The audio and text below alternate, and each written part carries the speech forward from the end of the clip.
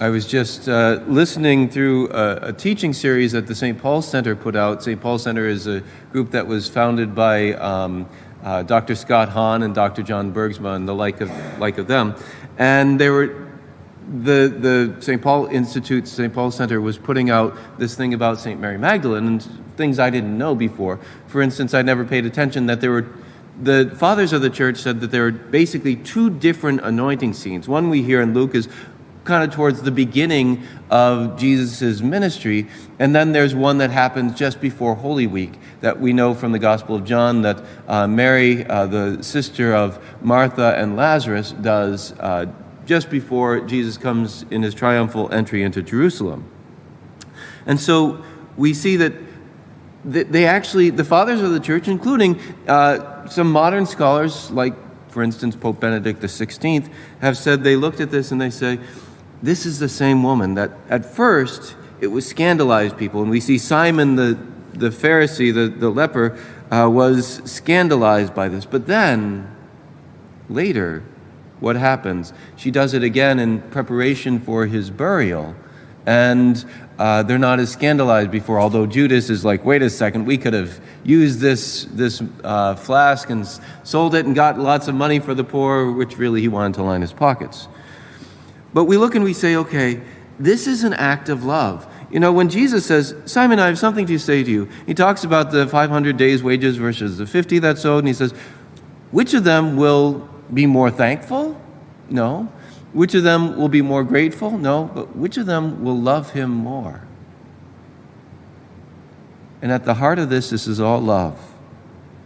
One of the deep reflections I heard about this several years ago, I think this was about the time when Father Dennis was here. So if he gave a homily on this, I'm sorry, because if you have two homilies that are the same in your lifetime, you'll never forgive the priest. But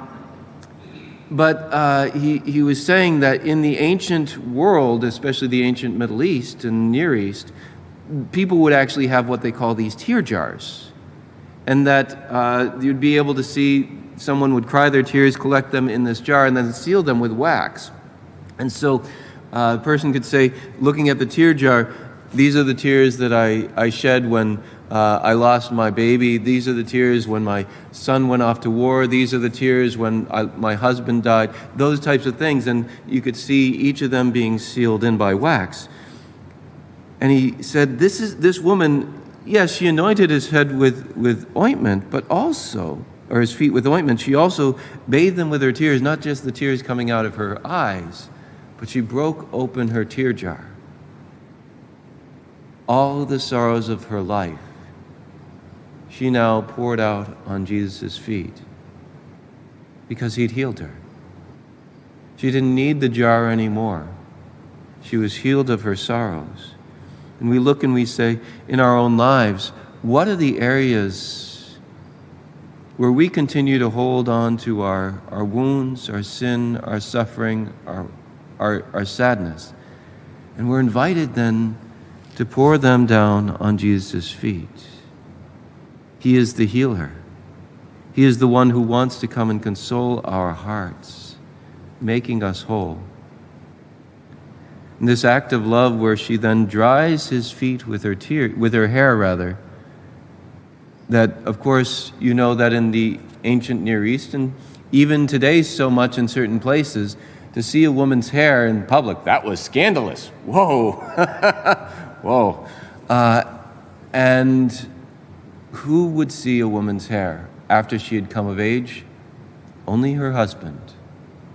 And so we see this is, as it were, an act of love that she is doing. Why does she do this act of love? Because she knows the mercy of the one who is there. And so in our brokenness, in our sinfulness, in our sorrows, we're called to come and lay down ourselves, our lives, at the feet of Jesus, begging him for that healing, begging him for the mercy, showing our love in reparation for the sin, our own sins and the sins of the world. And we know he forgives. We know he is merciful. We know that I love this line. He says to Simon, do you see this woman? Not just, we look at people very often, but he says, do you see her? Our Jesus sees us and loves us and forgives us. May we respond with all our hearts in that love, recognizing his presence, his mercy, his forgiveness.